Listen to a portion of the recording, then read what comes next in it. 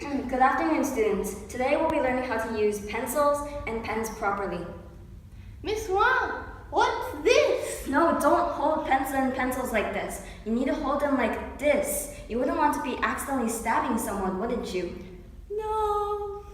Alright, behave yourself, okay? Just because Julian isn't here doesn't mean that you can act like a bad kid, understood? Okay. Wait, why did you give me the pink piece of paper? Pink paper has cooties on it. Why did you give it to Julian? Hush now, child, hush now. After all, you should be like Julian. He's kind, he's the peacemaker in class, he's compassionate, everything that you aren't.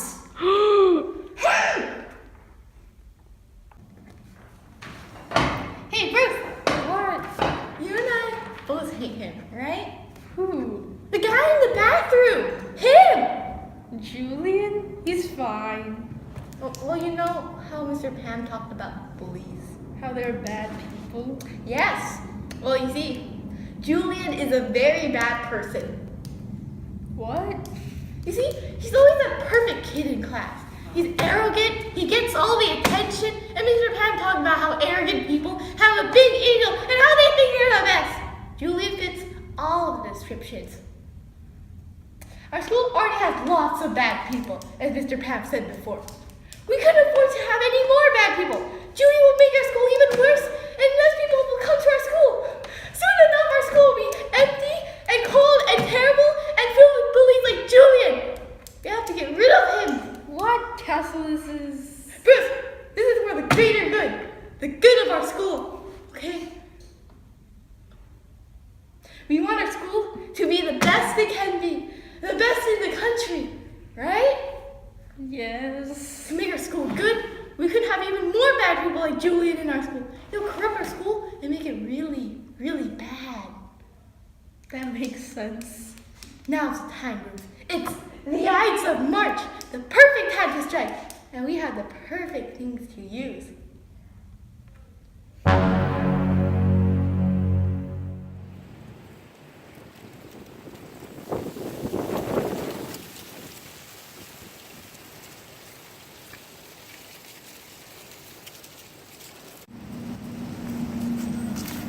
Hey, Julian!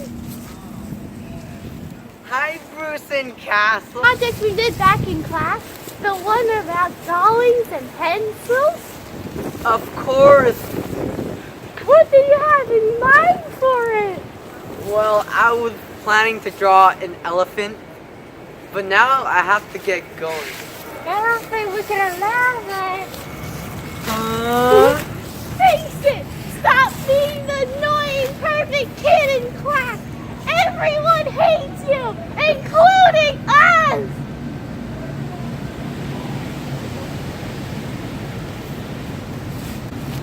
Hey, you aren't supposed to hold pencils like that. Shut up!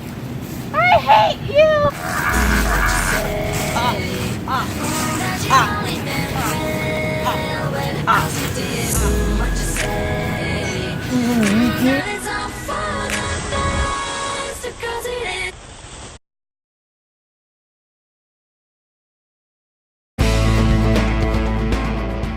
Ladies and gentlemen, welcome to another evening of Alpaca News. The Ides of March have passed, and we have yet to bring you another traditional tragedy. Recently, as you may have seen on headline of Caesar Salad newspaper, a child was brutally murdered by his peers with pencils and pens. Unfortunately, Julian and Castle's families aren't able to attend tonight due to their own business. However, we are honored by the presence of a Yale English professor, Michael, and Bruce's friend, Pomp, who are all here to comment on this tragic event. Thank you for being here. Alright, let's get started. Here are some details on today's evening's news. So, the victim was viciously stabbed 23 times with pens and pencils of various lengths that seem to be used for sketching. The convicts are children, Castle and Bruce. Professor, have you heard anything like this before? Yes, I have heard about this tradition. It has been going along for a long time, ever since the Roman Empire. You see, Shakespeare wrote various plays before, one of them being Julius Caesar. You could compare the assassination of Julius Caesar to the murder of Julian Caesar. First of all, they have similar names, and so do the two child murderers and the conspirators. Second, both of them were stabbed 23 times. perhaps their intentions were similar. Well, since I'm friends with Bruce, I know that Bruce was in a period of confusion for a while. May you please elaborate? At the beginning of school, Bruce was actually good friends with Julian. I think he was still friends with Julian when the accident happened. I'm not sure about Castle though.